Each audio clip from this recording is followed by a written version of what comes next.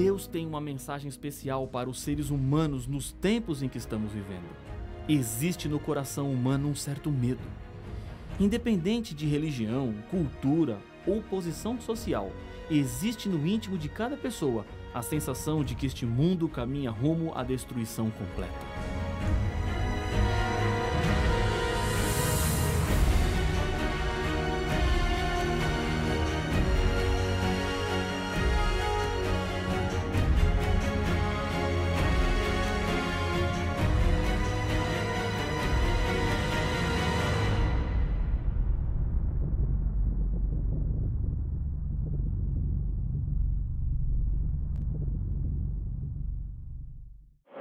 Deus tem uma mensagem especial para os seres humanos nos tempos em que estamos vivendo. Existe no coração humano um certo medo. Independente de religião, cultura ou posição social, existe no íntimo de cada pessoa a sensação de que este mundo caminha rumo à destruição completa. A maior necessidade das pessoas hoje se resume numa palavra com 3 letras: paz. Compreendendo melhor as revelações de Deus, encontraremos esperança e segurança para viver. Por isso, precisamos estudar o livro do Apocalipse. E essa paz não é meramente externa, mas uma paz interna, do coração. Você pode ter procurado por essa paz muito tempo, mas não encontrou. Sabe por quê? Porque ela não estava lá. A verdadeira paz só encontramos em Deus. Quando Deus criou os seres humanos, deixou uma parte em cada coração que só pode ser preenchida pelo próprio Deus. Nenhum ser humano é feliz longe de Deus. Ele pensa que é, mas nunca será completo enquanto não entregar toda a sua vida ao Criador. Os temas desta série estão ficando cada vez mais fortes. As verdades estão mais contundentes, mexendo em coisas que um dia você acreditou, mas que agora percebe que na Bíblia o caminho que Deus deixou era exatamente outro. No estudo anterior, entendemos que o sábado é o selo de Deus para o seu povo. Antes dos 4 ventos destruidores soprarem sobre este mundo, é preciso que os servos de Deus sejam selados, ou seja, identificados. Quando os ventos se soltarem, o planeta será castigado com os juízos de Deus, o fim do mundo. Estamos em um tempo de oportunidades e importantes escolhas. E nesse estudo, mais uma decisão precisa ser tomada ou confirmada. Estou aprofundando um pouco mais o que vimos no tema anterior sobre o selo de Deus, para que não fique mais nenhuma dúvida. Centenas de versos da Bíblia ordenam a santificação do sábado. Não existe nenhum verso na Bíblia que diz: santifique o domingo. Se o verso não existe, como tantas pessoas fazem desse dia o dia de descanso, adoração e santificação?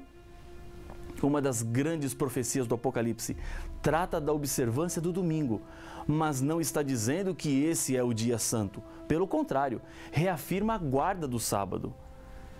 Existem 8 versos no Novo Testamento que mencionam o primeiro dia da semana. Na Bíblia, os dias não tinham nomes, exceto o sábado. Os outros eram contados como o primeiro, segundo e assim por diante. O 6º dia era também chamado de dia da preparação, pois antecedia o dia de sábado. São 8 versos que falam sobre o primeiro dia da semana. 6 deles estão nos Evangelhos, que contam a história de Jesus. Uma vez aparece em Atos e outra na carta de Paulo à igreja de Corinto. Analisando cada um dos versos que mencionam o domingo, podemos entender o que a Bíblia tem a dizer sobre ele e assim chegaremos a uma importante conclusão que eu tenho certeza que vai mudar a sua vida completamente. Ao lermos cada verso, uma pergunta será respondida. O texto diz que o domingo deve ser santificado no lugar do sábado? A resposta é sim ou não. O primeiro verso está em Mateus capítulo 28 e o verso 1. No findar do sábado, ao entrar o primeiro dia da semana, Maria Madalena e a outra Maria foram ver o sepulcro. No mesmo contexto da ressurreição, aparece em Marcos capítulo 16, versos 1 e 2, a referência ao primeiro dia da semana. Passado o sábado, Maria Madalena, Maria, mãe de Tiago e Salomé compraram aromas para irem embalsamá-lo. E, muito cedo, no primeiro dia da semana, ao despontar do sol, foram ao túmulo.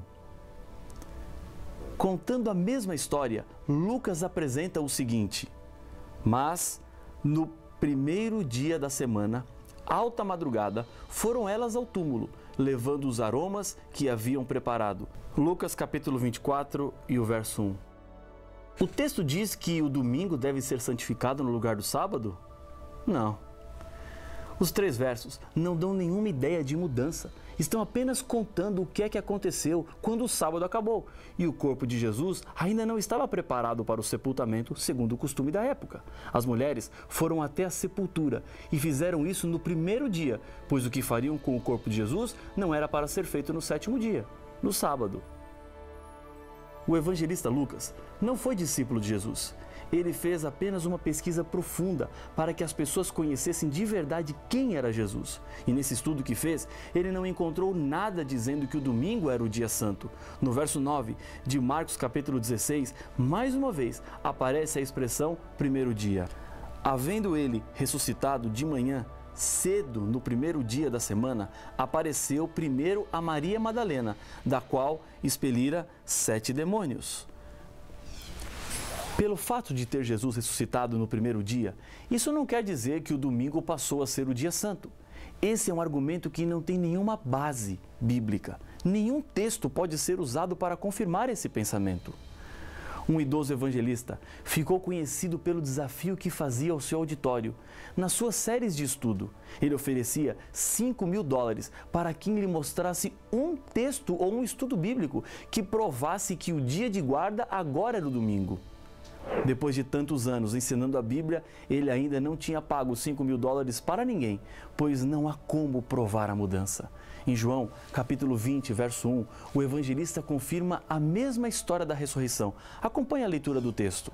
No primeiro dia da semana, Maria Madalena foi ao sepulcro de madrugada, sendo ainda escuro, e viu que a pedra estava revolvida. O texto diz que o domingo deve ser santificado no lugar do sábado? Não. Mais uma vez, citar o domingo não faz dele um dia santo. Contar o que aconteceu naquele dia não é uma ordem do Senhor de mudança e nem um mandamento novo. João, capítulo 20, verso 19, mais um texto fala sobre o primeiro dia da semana. Ao cair da tarde daquele dia, o primeiro da semana, trancadas as portas da casa onde estavam os discípulos, com medo dos judeus, veio Jesus, pôs-se no meio deles e disse-lhes: paz seja convosco. No verso 26, a Bíblia não cita o primeiro dia, mas o evento aconteceu neste dia. Tomé ainda não tinha visto Jesus. Passados 8 dias, estavam outra vez ali reunidos os discípulos, e Tomé com eles. Estando as portas trancadas, veio Jesus, pôs-se no meio deles e disse-lhes: paz seja convosco. O objetivo pelo qual os discípulos estavam reunidos não era religioso. Eles estavam trancados com medo dos judeus. Não estavam no primeiro dia comemorando a ressurreição, pois somente creram na ressurreição quando viram Jesus. A ressurreição é comemorada através de um símbolo e não de um dia. O batismo representa renascer para uma nova vida, assim como Jesus ressuscitou para uma nova vida. Os textos dizem que o domingo deve ser santificado no lugar do sábado? Não, definitivamente não. No livro de Atos, há mais uma referência ao primeiro dia. No primeiro dia da semana, estando nós reunidos com o fim de partir o pão, Paulo, que devia seguir viagem no dia imediato, exortava-os, prolongou o discurso até a meia-noite. A razão da reunião acontecer no primeiro dia é que no dia seguinte Paulo seguiria sua viagem. E mais uma coisa importante, não é o ato de reunir-se em um dia que o torna santo. O que faz de um dia santo é o fato de Deus santificá-lo, e a Bíblia nos revela que o único dia que Deus santificou foi o dia de sábado. Paulo também fala do primeiro dia, e essa é a última referência que temos no Novo Testamento. Nada mais é dito. Mas será que agora encontraremos a base para a santidade do domingo no lugar do sábado? Acompanhe o que está escrito em 1 Coríntios, capítulo 16, e o verso 2. No primeiro dia da semana, cada um de vós ponha de parte em casa, conforme a sua prosperidade, e vá juntando, para que não se façam coletas quando eu for. O texto diz que o domingo deve ser santificado no lugar do sábado? Não, nenhum indício de mudança ou pedido de Deus para que o dia seja mudado. Paulo não está falando de reuniões religiosas, mas de algo para ser feito em casa. O separar dessas ofertas era necessário devido a problemas que os cristãos da Judéia estavam enfrentando por causa da fome. Não existe um só versículo que ordene guardar o domingo como o dia santo de repouso. Isso quer dizer que o primeiro dia da semana adquiriu essa ideia pela tradição e não pela palavra do Senhor. Existem centenas de versos em toda a Bíblia que mandam observar o sábado. O decreto mais antigo falando sobre o domingo não é cristão, mas pagão.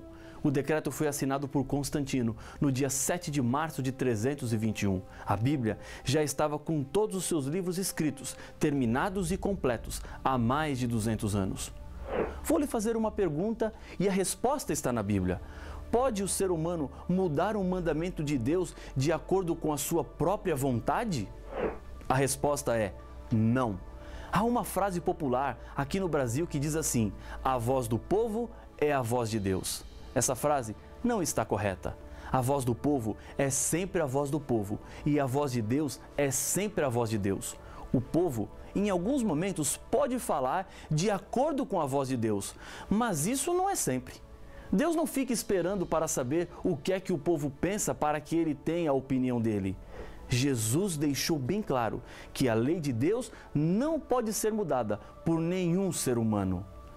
Não penseis que vim revogar a lei ou os profetas. Não vim para revogar, vim para cumprir. Porque em verdade vos digo, até que o céu e a terra passem, nenhum i ou um tio jamais passará da lei, até que tudo se cumpra. Evangelho de Mateus, capítulo 5, versos 17 e 18. A vida de Jesus foi uma vida de obediência à lei. Cumprir significa corresponder e não no sentido de terminar. A lei não será mudada até que o céu e a terra passem, e eles ainda não passaram, e então nada mudou na lei. O que era antes da vinda de Jesus a essa terra continua sendo a mesma coisa com relação aos princípios dos 10 mandamentos. Jesus advertiu em Mateus capítulo 15, verso 3. Vós sois o sal da terra. Ora, se o sal vier a ser insípido, como lhe restaurar o sabor? Para nada mais presta, senão para, lançado fora, ser pisado pelos homens. E em Marcos, capítulo 7, verso 7, Jesus diz: e em vão me adoram, ensinando doutrinas que são preceitos de homens. Deus não aprova a lei dos homens colocada no lugar da lei de Deus. Eu sei que aquilo que estou lhe dizendo agora não é algo tão simples. Talvez você viveu sua vida toda pensando diferente. E os seus pais pensavam como você, seus avós, seus tios. O que fazer então? Você está tendo oportunidades que eles provavelmente não tiveram de conhecer mais verdades de Deus. Eu não estou lhe dizendo que você esteve errado a vida toda. Quero lhe dizer que você estava crescendo. Errado é pensar que o que conhecemos em qualquer área da vida é suficiente. A verdade de Deus não tem limites. Cada dia se aprende um pouco mais. Aprender significa crescer. E não tenha medo disso. Jesus está abrindo seus olhos e lhe fazendo ver o plano maior de Deus para a sua vida. As tradições humanas precisam ser quebradas se elas não estão de acordo com a vontade de Deus. De um lado fica o coração e do outro a razão. Mas saiba de uma coisa, a lei de Deus é a maior prova do amor de Deus.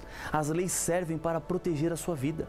Deus quer que você seja feliz e por isso Ele coloca regras para a vida e o sábado é uma delas. Algum tempo atrás, um senhor me disse que o dia do Senhor no Apocalipse era o domingo. Não existe nenhum texto que diga isso. E o verso que ele me mostrou foi o de Apocalipse 1:10. Achei-me em espírito no dia do Senhor e ouvi por detrás de mim grande voz como de trombeta. Relembrando a nossa pergunta, o texto diz que o domingo deve ser santificado no lugar do sábado? Não. Mas esse dia também não é o domingo. Os pagãos da época de João tinham em seu calendário semanal o dia do Senhor, Deus, o Sol, que era comemorado sempre no primeiro dia da semana. Os cristãos não adoravam ao Deus Sol, por isso é que João, o autor do Apocalipse, estava preso na ilha de Pátimos, sofrendo perseguições. Por essa razão, o profeta João não concordaria em render homenagem ao Deus Sol e nem observaria um dia de culto pagão. Em Marcos, no capítulo 2, verso 28, está escrito: de sorte que o Filho do Homem é Senhor também do sábado. Os textos não deixam dúvidas. O dia do Senhor é o sábado. Na cidade de Corinto, Paulo trabalhou durante 1 ano e meio fazendo tendas, e a Bíblia nos diz o que Paulo fazia a cada sábado. E posto que eram do mesmo ofício, passou a morar com eles e ali trabalhava, pois a profissão deles era fazer tendas, e todos os sábados discorria na sinagoga, persuadindo tanto judeus como gregos. Atos capítulo 18, versos 3 e 4. Nos 78 sábados que Paulo esteve em Corinto, ele dedicou-se à religião. O fato de que os sábados ele pregava para os gregos demonstrava que ele não fazia para contentar aos judeus apenas, mas sim porque esse era o dia de repouso. O sábado foi estabelecido na criação do mundo. Deus criou tudo em 6 dias e no 7º dia Deus estabeleceu um tempo especial. E esse tempo perdurará por toda a história deste mundo e chegará até a vida perfeita e restaurada que um dia teremos com Jesus na eternidade. Isaías, capítulo 66, versos 22 e 23, apresentam o futuro. Acompanhe a leitura do texto. Porque, como os novos céus e a nova terra que hei de fazer estarão diante de mim, diz o Senhor, assim há de estar a vossa posteridade e o vosso nome. E será que de uma festa da lua nova a outra e de um sábado a outro virá toda a carne a adorar perante mim, diz o Senhor. O sábado será tão eterno quanto a eternidade. Na época da escravidão, um escravo chamado José estava sendo leiloado. Entre o grupo dos compradores havia um homem com um semblante muito bondoso que cobria as ofertas que os outros faziam pelo escravo. Cada vez que alguém aumentava, esse senhor aumentava a sua oferta. José começou a lhe dizer: não desperdice o seu dinheiro, eu não vou trabalhar. O homem não ligava para os comentários de José e continuava aumentando a sua oferta. José continuava insistindo: não vale a pena me comprar, eu não vou trabalhar. Finalmente, ninguém mais se animou a pagar por aquele homem. Mas aquele senhor comprou José. Enquanto seguiam na carruagem para casa, com os braços cruzados, dizia: ainda que me mate, eu não vou trabalhar. Chegando à casa do seu novo dono, entraram na sala e o homem foi até uma mesa e começou a escrever em um papel. Assinou e entregou para José. Eu não vou trabalhar, eu não vou, José insistia. José, você sabe ler? Perguntou o seu senhor. Sei, mas eu não vou trabalhar, mesmo que me matem. Bem, disse o senhor, este documento é seu, leia. Com má vontade, José pegou o documento e começou a ler. Seu semblante se transformou. A emoção fez com que lágrimas rolassem pelo seu rosto. Aquele documento o transformava em um homem livre. O Senhor pagou tão caro por mim para me dar a liberdade? Sim, José, agora você é um homem livre. Mais comovido ainda, José disse: Senhor, então trabalharei como voluntário. Peça o que o Senhor quiser, que eu farei. Quando uma pessoa aceita Jesus em sua vida, descobre que ele foi liberto da culpa e da servidão do pecado e, pela graça de Deus, pode agora ter a vida eterna. Recebe das mãos de Deus uma carta de liberdade. O seu sentimento de gratidão o leva agora a dizer: Senhor, peça o que quiser, que eu farei. Jesus disse em João capítulo 14, verso 15, se me amais, guardareis os meus mandamentos. A história deste planeta está chegando ao fim. Não há mais tempo para dúvida. A voz de Deus é clara. A Bíblia está à disposição para ser estudada. Não deixe ser levado pela opinião de homens. Meu coração, nesse momento, bate mais forte. Deus está convidando você para mudar a sua vida e ser fiel. Lembre-se de uma coisa: o inimigo de Deus quer lhe prender no erro e no engano, mas Deus quer te fazer um vencedor. Decida nesse momento andar de acordo com a palavra de Deus. É a sua segurança, é a proteção, é a certeza da salvação. Se esse é o seu desejo, eu gostaria de convidá-lo a orar comigo. Senhor, obrigado por Tua palavra, porque ela nos mostra o caminho, é luz neste mundo escuro. Aqui, bondoso Pai, comigo ora este Teu Filho, que aceita o sábado como o dia do Senhor. Eu o entrego nas tuas mãos, em nome de Jesus. Amém.